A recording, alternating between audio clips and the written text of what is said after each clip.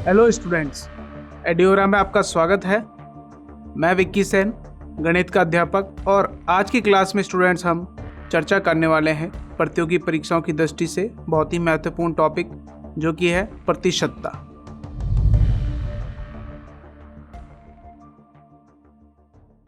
Students, यदि हमने इस टॉपिक को अच्छे से पढ़ लिया तो इस पर आधारित अन्य महत्वपूर्ण टॉपिक जैसे लाभ व हानि, साधारण ब्याज, चक्रवृद्धि ब्याज, अनुपात और समानुपात पर आधारित प्रश्नों को हम आसानी पूर्वक हल कर सकते हैं।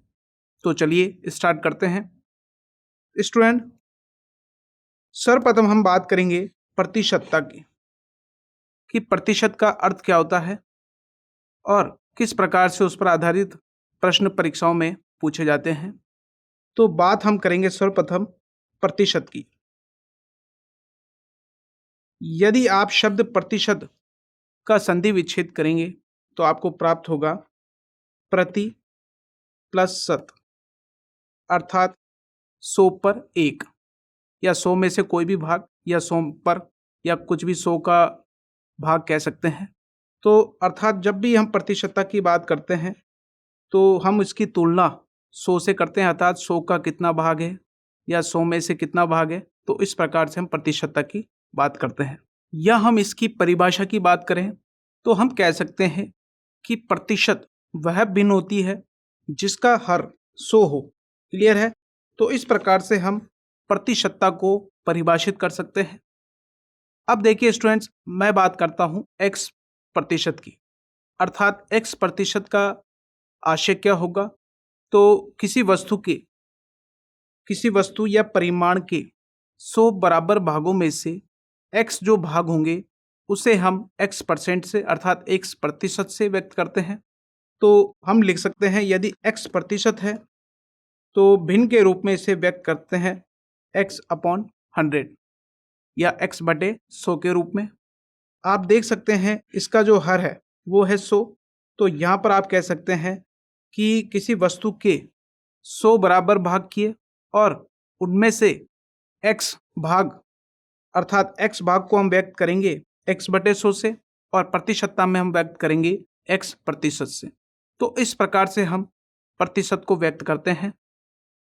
फॉर एग्जाम्पल मैंने लिखा 25%, तो इसका आशय होगा 25/100। या मैंने लिखा 1.2%, 1.2%, तो 1.2/100, पॉइंट हटाएंगे तो 0 लगेगा, तो 12/1000 या 3/250। इस प्रकार हमें भिन्न प्राप्त हुई। तो इस प्रकार से प्रतिशत को हम भिन्नों में व्यक्त कर सकते हैं। तो देखिए स्टूडेंट्स, यहाँ पर हमने प्रतिशतता की बात करी कि प्रतिशत का आशय क्या होता है और उसे किस प्रकार से व्यक्त किया जाता है। अब इस पर आधारित प्रतियोगी परीक्षाओं में किस प्रकार के प्रश्न पूछे जाते हैं तो उसकी हम चर्चा कर लेते हैं कि किस प्रकार के प्रश्न पूछे जाते हैं और उन्हें हल करने की हमें क्या टेक्निक रखनी चाहिए। तो उस पर आधारित कुछ सूत्र जो कि महत्वपूर्ण है उन पर चर्चा कर लेते हैं। तो देखिए स्टूडेंट्स, प्रथमतः जो प्रश्न पूछे जाते हैं वो किसी भिन्न जो कि x/y या a/b की रूप की होगी तो उसे प्रतिशत में व्यक्त करने के लिए कहेगा, या किसी प्रतिशत रूप को भिन्न के रूप में व्यक्त करने के लिए कहेगा। तो इस प्रकार के प्रश्नों को हम किस प्रकार से हल करेंगे तो आइए देखते हैं। देखिए, हमें यदि कोई प्रश्न में भिन्न दी गई हो a/b या x/y तो उसे प्रतिशत में व्यक्त करने के लिए हम इंटू 100 करेंगे, अर्थात x/y हमें भिन्न दी गई है तो उसे प्रतिशत में व्यक्त करने के लिए हम लिखेंगे x/y इंटू 100%। तो इस प्रकार से किसी भी भिन्न को हम प्रतिशत में व्यक्त कर सकते हैं। फॉर एग्जाम्पल मैंने ली कोई भिन्न 8/5, तो मुझे इसको प्रतिशत में व्यक्त करना है तो मैं लिखूंगा 8/5 इंटू 100 अर्थात 160%। तो हम इसे 8/5 को लिख सकते हैं प्रतिशत में 160%। या मैंने कोई भिन्न ली 0.9 और मैं इसे प्रतिशत में व्यक्त करना चाहता हूं तो मैं इसको मल्टीप्लाई 100 करूंगा। 0.9 को देखिए स्टूडेंट्स हम लिख सकते हैं 9/10 और 100 से मल्टीप्लाई करेंगे तो हमारे को प्राप्त होगा 90%। तो इस प्रकार से आप किसी भी भिन्न को और दशमलव संख्या को प्रतिशत में व्यक्त कर सकते हैं। ये तो हुई बात प्रथम प्रकार की। जो कुछ आवश्यक नियम या सूत्र हैं तो उनकी भी चर्चा कर लेते हैं कि किस प्रकार के प्रश्न आते हैं। देखिए स्टूडेंट्स, कई बार प्रश्न आते हैं कि यदि ए का मान बी से R% अधिक हो तो बी का मान ए से कम होगा। कि दो व्यक्तियों की वेतनों की चर्चा की गई है, अर्थात तुलना की गई है, या उनकी आय के तुलना की गई है। तो इस प्रकार के जब क्वेश्चन आए, अर्थात दो व्यक्तियों में तुलना की जाए कि उनकी आय या वेतन के बारे में, तो इस प्रकार के जब प्रश्न आए तो उनका प्रारूप किस प्रकार का होगा। यदि ए का मान बी से R% अधिक हो तो बी का मान ए से कम होगा। अर्थात तुलना की गई है कि ए का मान बी से R% अधिक है तो बी का मान जो होगा ए से कम होगा। तो इसको ज्ञात करने के लिए हम सूत्र जो कि इस प्रकार है, R/100 + R × 100 और परसेंट। तो इस प्रकार से हम इस सूत्र का उपयोग करेंगे और अभिष्ट हल ज्ञात करेंगे। इसी प्रकार से जब तुलना के प्रश्न में यदि ए का मान बी से R% कम है तो बी का मान ए से कितना अधिक होगा। तो इस प्रश्न को हल करने के लिए तो देखिए स्टूडेंट्स, आप ऐसे ध्यान रख सकते हैं कि जब कम की बात की जाए, जब यहाँ देखिए प्रथम प्रकार में कम की बात की गई है कि ए का मान बी से R% अधिक है तो बी का मान ए से कम कितना होगा। तो कम की बात की जाए तो आप ध्यान रखिएगा, हर में हमें 100 + R करना है, और जब अधिक की बात की जाए तो हमें हर में 100 - R करना है। तो आप इस प्रकार से इस सूत्र को याद कर सकते हैं कि जब कम की बात की जाए तो हर में हमें 100 + R करना है, और जब अधिक की बात की जाए तब 100 - R करना है। तो इस प्रकार से आप इन सूत्रों को सूत्रित कर सकते हैं और स्मरण कर सकते हैं। अब इसके पश्चात कुछ प्रश्न जो कि किसी भी वस्तु के भाव में वृद्धि या कमी होने पर जो कुल खर्चे में बढ़ोतरी या स्थिर रखने के लिए कमी या बढ़ोतरी करनी हो, तो इस प्रकार के जो प्रश्न आते हैं उनके सूत्र देख लेते हैं। तो यदि किसी वस्तु के भाव में R% वृद्धि हो जाए तो इस मद पर खर्च ना बढ़े, इसके लिए वस्तु की खपत में हमें क्या कमी करनी पड़ेगी। जो इसका सूत्र होगा वो समान होगा कमी के सूत्र के, अर्थात R/100 + R × 100। क्लियर है। यहाँ पर प्रतिशत में ही ज्ञात करना होगा, क्योंकि यहाँ पर कमी की बात की गई है। तो पुनः हम हर में 100 + R करेंगे। क्लियर है। इसी प्रकार जब वस्तु के भाव में R% कमी हो जाने पर मद पर, अर्थात मद पर यानी कि उस वस्तु के जो टोटल एक्सपेंसेस हैं या खर्चा है तो उसमें कमी ना हो, और इसके लिए वस्तु की खपत में वृद्धि। स्वाभाविक है, जब वस्तु के भाव में वृद्धि होगी तो हमें कटौती करनी होगी, और वस्तु के भाव में जब कमी होगी तो हमें स्वाभाविक है हम उस चीज़ को ज़्यादा लेंगे। तो यहाँ पर इसके लिए वस्तु की खपत में जो वृद्धि होगी वो उसका सूत्र होगा R/100 - R × 100। यहाँ पर भी परसेंट आएगा। क्लियर है। इस प्रकार से वस्तु के भाव में कमी और वृद्धि होने पे जो उसके खपत में कमी और वृद्धि होगी उनके सूत्रों को हमने सूत्रपात किया और उनका स्मरण किया। अब इसके पश्चात जो क्वेश्चन आते हैं वो किसी भी नगर या शहर की जनसंख्या पर आधारित होते हैं। अर्थात हमें प्रश्न में दिया गया हो कि किसी भी शहर या नगर की जनसंख्या कोई भी नंबर दी गई हो और उसमें वृद्धि या कमी परसेंटेज दी गई हो, अर्थात दर दी गई हो, और हमसे पूछा गया हो कि इतने वर्ष पश्चात कितनी जनसंख्या होगी या इतने वर्ष पूर्व कितनी जनसंख्या रही गई होगी। तो इस प्रकार के जो क्वेश्चन होते हैं उनके लिए हम एक सूत्र लिखेंगे। जब उस शहर की जनसंख्या वर्तमान जनसंख्या P हो और R% वार्षिक दर से बढ़ती हो या कमी होती हो, तो इसका सूत्र होगा n वर्ष पश्चात जो जनसंख्या होगी वो होगी आपकी P × 1 + R/100 की घात n, जहाँ पर आपकी R तो है वृद्धि दर, और एन जो है आपका वो समय को दर्शाता है और पी आपका यहाँ पर वर्तमान जनसंख्या है। क्लियर है स्टूडेंट्स?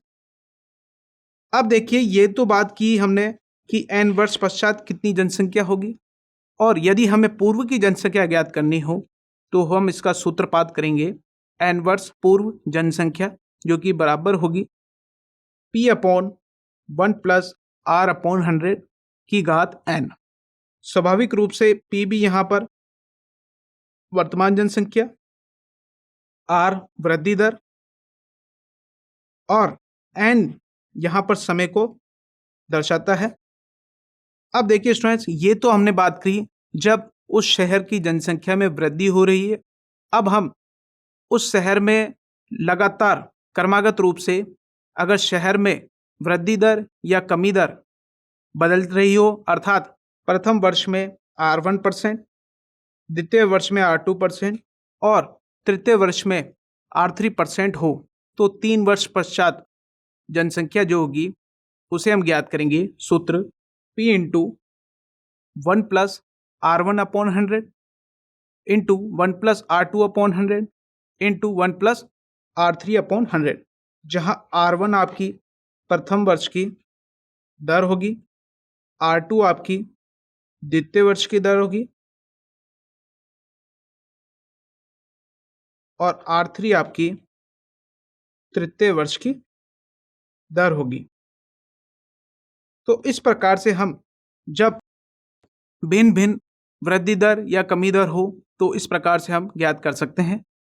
अब देखिए स्टूडेंट्स, कुछ क्वेश्चन जो आते हैं वो किसी भी वस्तु या मशीन के जो वर्तमान मूल्य दिए गए होंगे हमें प्रश्न में, और उनके अवमूल्यन अर्थात घटने की दर, उनके मूल्य के जो घटने की दर होगी वो दी गई होगी, और हमें उसका कि कितने वर्ष पश्चात उसकी मूल्य कितनी होगी और इतने वर्ष मूल्य कितनी, इतने वर्ष पूर्व कितनी मूल्य रहा होगा। तो इस प्रकार के जो प्रश्न होंगे उनका प्रारूप इस प्रकार का होगा कि माना किसी मशीन का वर्तमान मूल्य P है एवं इसके अवमूल्यन अर्थात डेप्रिसिएशन की जो रेट है, अवमूल्यन की दर है, वो R% वार्षिक है, तब n वर्ष पश्चात जो मशीन का मूल्य होगा वो होगा आपका P into 1 minus R upon 100 की घात n। और इसी प्रकार से हम n वर्ष पूर्व मशीन का जो मूल्य रहा होगा उसका भी मूल्य ज्ञात कर सकते हैं, और उसका सूत्र है P upon 1 minus R upon 100 की घात n। तो यहाँ पर भी P तो आपकी वर्तमान मूल्य को दर्शाएगा, R आपकी अवमूल्यन की दर को दर्शाएगा और n आपका समय दर्शाएगा। तो इस प्रकार से हमें जो भी मान दिए गए होंगे प्रश्न में उनकी सहायता से हम अभिष्ट मान को ज्ञात कर सकते हैं, और यदि इन सूत्रों में जो हमें अज्ञात मान होगा तो उसे भी हम ज्ञात कर सकते हैं इन सूत्रों की सहायता से। इस प्रकार से हमने प्रतिशतता के बारे में आधारभूत ज्ञान प्राप्त किया। अब इस पर आधारित कुछ प्रश्नों की हम चर्चा करेंगे जिससे इस कॉन्सेप्ट को अच्छी तरह से समझ पाएंगे। तो आइए क्वेश्चन देखते हैं कुछ इस पर आधारित।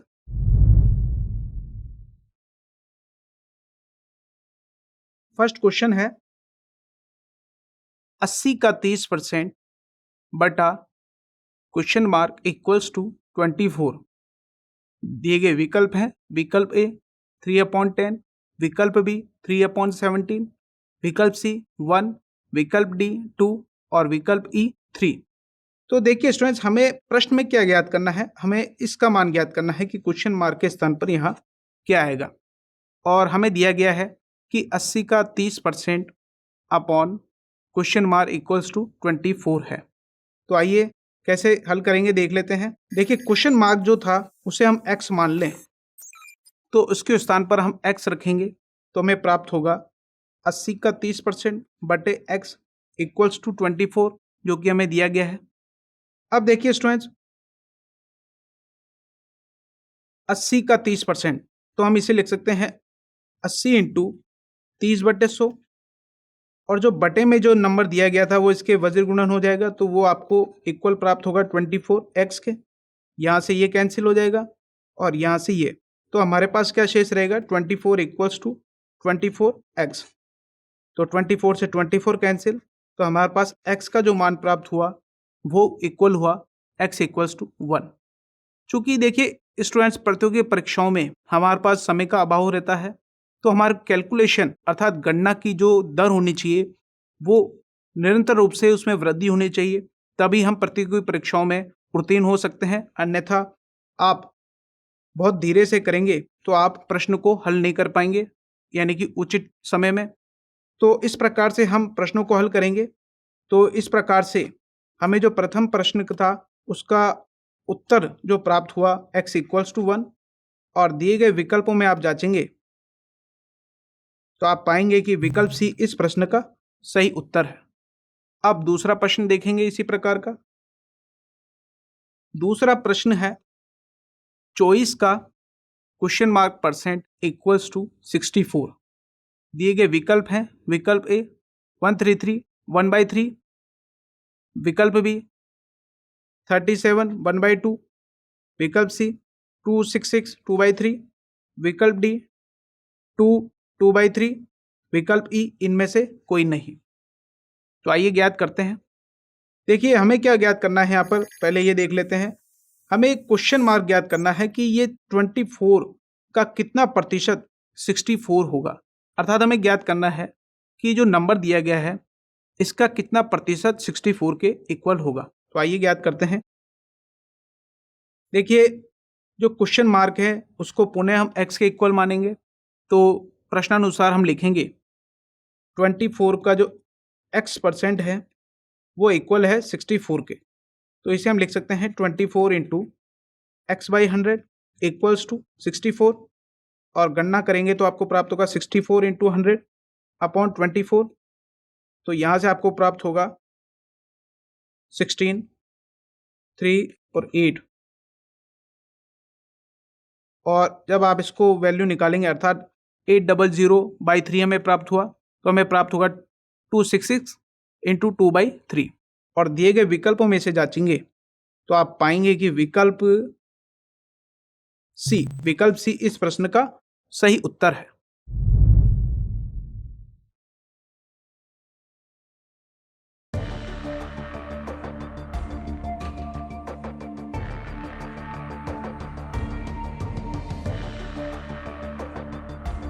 मैं विक्की सेन, आपका मैथमेटिक्स का मेंटर। जल्द ही आपसे मुलाकात होगी एक नए लेक्चर के साथ। तब तक के लिए कीप लर्निंग, कीप वॉचिंग एड्योरा। Thank you.